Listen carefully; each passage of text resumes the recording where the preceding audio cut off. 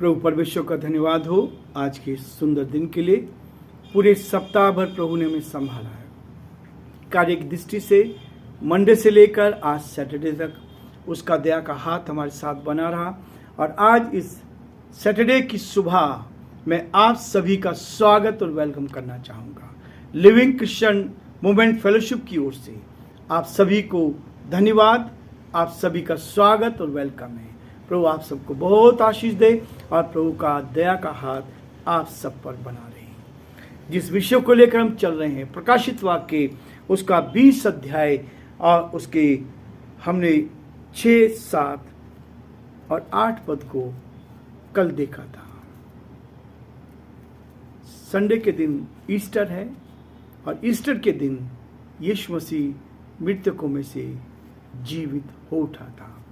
प्रकाशित वाक्य उसका 20 अध्याय 9 और 10 पद को आपके सामने पढ़ूंगा। लिखा है, वे सारी पृथ्वी पर फैलकर पवित्र लोग की छावनी और प्रिय नगर को घेर लेंगी और आग स्वर्ग से उतरकर उन्हें भस्म करेगी। उनका भरमाने वाला शैतान आग और गंधक की उस झील में, जिसमें वह पशु और झूठा भविष्यद्वक्ता भी होगा, डाल दिया जाएगा और वे रात दिन युगानुग पीड़ा में तड़पते रहेंगे। रात और दिन उस पीड़ा में पड़े हुए तड़पते रहेंगे। दुआ करेंगे। जीवते और सच्चे विश्वास के योग्य परमेश्वर, हम बड़े ही आदर के साथ, दीनता, नम्रता के साथ प्रभु जी आप जैसे महान परमेश्वर के चरणों में झुके हैं। हम आपको धन्यवाद देते हैं, हम आपकी स्तुति करते हैं, हम आपकी प्रशंसा करते हैं प्रभु कि आप हमारे महान प्रभु, दयालु पिता, विश्वास के योग्य परमेश्वर, अद्भुत युक्ति करने वाले प्राकरणिक परमेश्वर, हम आपको धन्यवाद देते हैं, हम आपकी स्तुति करते हैं प्रभु कि आप दया के धनी हैं और विश्वास के योग्य परमेश्वर हैं। हम बड़े आदर के साथ पिता परमेश्वर प्रार्थना करते हैं हमारे भाई अनिल राठी के लिए प्रभु जी, आप उनको भी आपके हाथों में सौंपते हैं। आप उन पर भी दया कर, आपके अनुग्रह की दृष्टि पर बनी रहे, आप उनको छू ले, उनको चंगाई दे प्रभु जी। पिछले कई समय से प्रभु जी वेंटिलेटर पे हैं, हम आपसे प्रार्थना करते हैं जीवन आप देते हैं प्रभु, आप उन पर दया कर, उनके परिवार पर दया कर, उनको अपने हाथों में ले ताकि वो स्वस्थ हो जाए। और भी जो बीमार है प्रभु जी, जो ऐसी कंडीशन में है पिता, हम प्रार्थना करते हैं आप उनकी सुधि ले प्रभु जी, अपनी सामर्थ को प्रकट होने दे, अपनी चंगाई दे प्रभु, ताकि हर जन आपकी सामर्थ को देख पाए, आपकी चंगाई को देख पाए। आपने हमें अधिकार दिया है कि बीमारों पर हाथ रखेंगे वो चंगे हो जाएंगे। प्रभु अपनी सामर्थ को प्रकट होने दे, अपनी शक्ति को प्रकट होने दे, ताकि सब बातों के द्वारा मेरे परमेश्वर आपका नाम ऊंचा किया जाए। हमारे प्रदेश के लिए, प्रदेश की खुशहाली के लिए हम प्रार्थना करते हैं, इस प्रदेश को अपने हाथों में ले ताकि प्रदेश आगे बढ़ता चला जाए और पिता परमेश्वर बहुतों के लिए आशीष का, आनंद का कारण बन सके। हम प्रार्थना विनती करते हैं हमारे प्रदेश के मुख्यमंत्री अशोक गहलोत जी को प्रभु हम आपके हाथों में सौंपते हैं। आप उनको सुरक्षित रखें, आपका हाथ उनके साथ बना रहे प्रभु। जो कार्य उन्होंने किए उसके लिए हम धन्यवाद देते हैं। हम चाहते हैं उनको और अधिक अपनी महिमा के लिए इस्तेमाल होने दें ताकि प्रदेश खुशहाली से आगे बढ़ता चला जाए। हम प्रार्थना विनती करते हैं हमारे देश के लिए, देश के प्रधानमंत्री के लिए, राष्ट्रपति के लिए प्रार्थना करते हैं, उनको भी आशीष दे प्रभु। आपकी सुरक्षा उनके साथ रहे, आपके वचन की पालन करते हुए जो वचन में लिखा है प्रभु, अपने अधिकारियों के लिए जो अधिकार दिया गया परमेश्वर आपकी ओर से दिया गया, हम उनका स्वागत करें, उनके लिए दुआ करें, उनकी खुशहाली के लिए हम प्रार्थना कर सके। हमारी यही प्रार्थना है प्रभु, आप दया कर ये देश आगे बढ़ता जाए और हम बहुतों के लिए आशीष का कारण बन सके। प्रभु जी आपसे प्रार्थना, आपसे विनती करते हैं अपनी उपस्थिति का एहसास दे। इस डिवोशन को पूरी तरह से आपके हाथों में सौंपते हैं। जिन कानों में आवाज जा रही प्रभु जी, आप उनसे बातचीत करें और वो आपके प्रेम का एहसास कर सके। सारी महिमा, आदर, गौरव आपको देते हुए इस प्रार्थना को अपने प्रभु, अपने धारकर्ता यीशु मसीह के नाम से मांगते हैं, आमीन।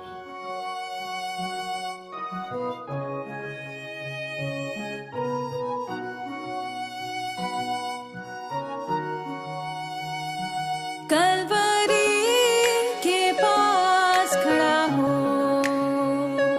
खून की धारा देखता जा, तेरे पापों का यही दाम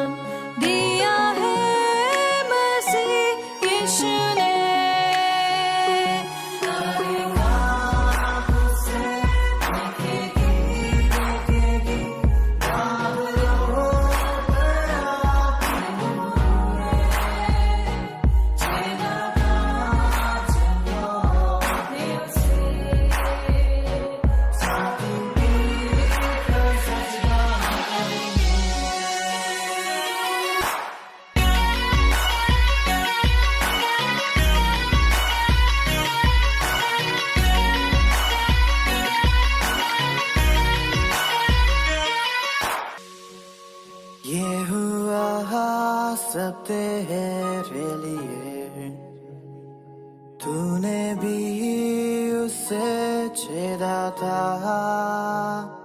फिर भी प्यार से वो बोला था, जाता क्यों नहीं तू उसके पास, फिर भी प्यार से वो बोला था, जाता क्यों नहीं तू उसके पास।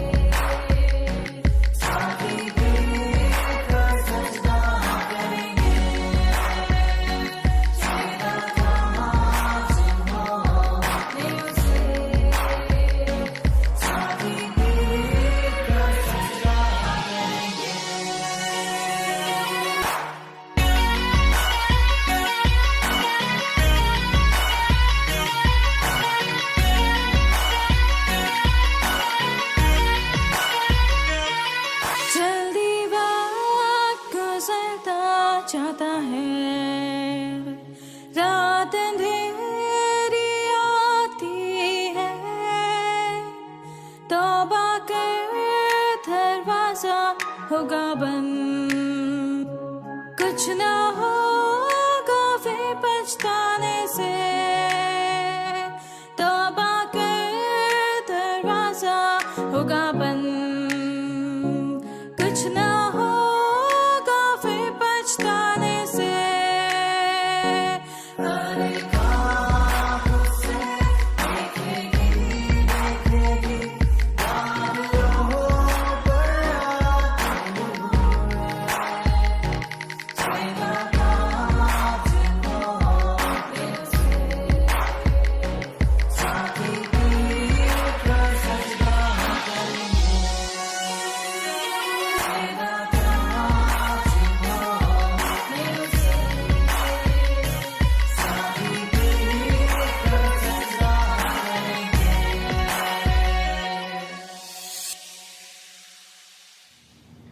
प्रियो, आज शनिवार का दिन है जैसा मैंने आपसे कहा, और शनिवार इस सप्ताह का कार्य की दृष्टि से आखिरी दिन होता है और कल रविवार है। रविवार को हम ईस्टर संडे मनाएंगे ताकि प्रभु को महिमा मिले। यीशु मसीह 30 दिन मृतकों में से जीवित हो गए। गुड फ्राइडे के दिन उनको क्रूस पर चढ़ाया गया था और दफना दिया गया था। सैटरडे के दिन वो कब्र में रहे और भोर को, संडे के दिन भोर को सुबह पो फटने से पहले ही वो जी उठे और 40 दिन तक अपने चेलों को और भिन्न भिन्न लोगों को दिखाई दिए। 500 लोगों को दिखाई दिए। अलग अलग जगह उसका वर्णन दिया गया है और बहुतों ने उसको देखा था। प्रियो, आज हम इस बात को देखना चाहेंगे कि अंतिम समय में क्या होगा।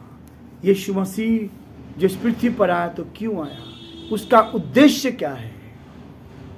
उसका उद्देश्य और यही उद्देश्य है कि वो इस पृथ्वी पर आएगा। उसने कोई गुनाह नहीं किया था, उसने कोई पाप नहीं किया था, उसके बावजूद भी उसको क्रूस पर मेरे और आप सबके पापों के लिए क्रूस पर चढ़ाया गया। और जो वर्णन यहाँ दिया गया है, परमेश्वर के साथ जब जो जीते हमारी ओर से वो लड़ता है। वचन में लिखा है, वचन में बहुत स्पष्ट लिखा है प्रियो, जब आप परमेश्वर के साथ चलेंगे लोग आपका विरोध करेंगे, लोग आपके विरोध में खड़े हो जाएंगे, लोग आपके विरोध में बहुत काम करेंगे, लेकिन आपकी ओर से वो लड़ता है। रोमियोस का 12 अध्याय उसके 17 पद में कहता है, हमें हिम्मत देता है। जब लोग हमारे विरोध में रहते हैं तो हमें आनंद होता है, खुशी होती है, इस बात की तसल्ली होती है कि हमें बदला लेने की आवश्यकता नहीं है, परमेश्वर हमारी ओर से लड़ता है। रोमियो 12 अध्याय 17 पद में लिखा है, बुराई के बदले किसी से बुराई ना करो। कोई आपके विरोध में काम कर रहा है और बुराई उसी की होती जो कुछ करता है, जो कुछ करता है। इसलिए प्रभु कहता है, हिम्मत देता है, बुराई के बदले किसी से बुराई ना करो। जो बातें सब लोगों के निकट भली है उनकी चिंता क्या है, और जहां तक हो सके तुम अपने भरसक सब मनुष्यों के साथ मेल मिलाप रखो। हे प्रियो, बदला ना लेना, परंतु परमेश्वर के क्रोध को अवसर दो, क्योंकि लिखा है, बदला लेना मेरा काम है, प्रभु कहता है मैं ही बदला लूंगा। हमारे ऊपर जो अत्याचार करते हैं उसका बदला कौन लेगा? परमेश्वर लेगा। हमें सबकी भलाई करनी है। कोई आपके पास आपका दुश्मन भी आता है, आपका विरोधी भी आता है, जहां तक हो सके उसकी मदद करें, क्योंकि परमेश्वर ने मुझे और आपको केवल इस काम के लिए चुना है कि हम लोगों की भलाई करना ना छोड़ें। जहां तक हो सकता है हम एक दूसरे की भलाई में लगे रहें, और यही मानव सेवा है, यही उस ईश्वर की सेवा है जिस सेवा के लिए परमेश्वर ने हमें चुना है, हमें अलग किया है, ताकि हम उसकी महिमा कर सकें। अभी हम परमेश्वर के वचन को सुन रहे थे, इस बात को देख रहे थे। बहुत सारा अनुभव हमारे पास हो सकता है, लेकिन परमेश्वर कहता है अपने अनुभव को छोड़कर और अधिक परमेश्वर की निकटता में, उसकी आज्ञा पालन करने के लिए। अनुभव बहुत होगा, लेकिन उसकी आज्ञा पालन करना, उसकी आज्ञा पालन करना क्या है? इस वचन को अपने जीवन में लेना। मुझे बहुत आशीष मिली कि प्रभु के दास इस वचन को प्रचार कर रहे थे, पॉल मैथ्यू उदयपुर से। उन्होंने इस बात को कहा, हम कई बार अनुभव पर जीने लगते हैं, लेकिन अनुभव पर जीना नहीं, अनुभव की बजाय हमें आज्ञा पालन करनी है, और यही आज्ञा पालन परमेश्वर मुझसे और आपसे चाहता है। बाकी जो कुछ कर रहे हैं लोग करने दीजिए, बदला कौन लेगा? परमेश्वर लेगा। और यहां पर बताया गया, जब शैतान को छोड़ दिया जाएगा, प्रकाशित वाक्य उसका 20 अध्याय और उसके 9 पद में लिखा है, वे सारी पृथ्वी पर फैलकर पवित्र लोगों की छावनियों और प्रिय नगर को घेर लेंगे, और आग स्वर्ग से उतर कर उन्हें भस्म करेगी। वो चारों तरफ से घेरेंगे। आज लोग घेरने की कोशिश करते हैं। हम बहुत सारा अत्याचार आज भी झेल रहे हैं, देख रहे हैं, मानसिक रीति से भी और शारीरिक दृष्टि से भी। लेकिन प्रभु का धन्यवाद हो, वो हमारी ओर से लड़कर न्याय हमें देता है। वो न्याय परमेश्वर है, वो न्याय परमेश्वर है। और इस न्याय परमेश्वर के सामने वो कहता है, सारी पृथ्वी पर लोग फैल जाएंगे, जब समुद्र के बालू के बराबर हो जाएंगे, जब शैतान को छोड़ दिया जाएगा। और शैतान क्या वो भरमा कर लड़ाई के लिए इकट्ठे करने को निकलेगा। वे सारी पृथ्वी पर पवित्र लोगों की छावनी और प्रिय नगर को घेर लेंगे, और आग स्वर्ग से उतरकर उन्हें भस्म करेगी। लड़ाई कौन करेगा? आपकी ओर से परमेश्वर करेगा। और इसलिए वो कहता है, उनका भरमाने वाला शैतान आग और गंधक की झील में, जिसमें पशु और झूठा भविष्यवक्ता भी होगा, डाल दिया जाएगा, और वे रात दिन युगान युग तक पीड़ा में तड़पते रहेंगे। प्रियो, हम इस दर्द को जानते हैं।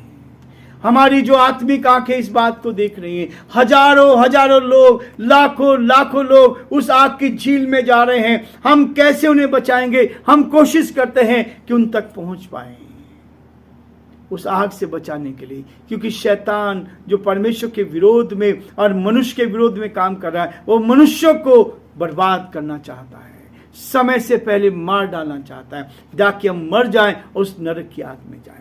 इसलिए जब तक हम जीवित हैं, ये आत्मा हमारे अंदर है, तब तक हम अपने गुनाहों से तौबा कर सकते हैं।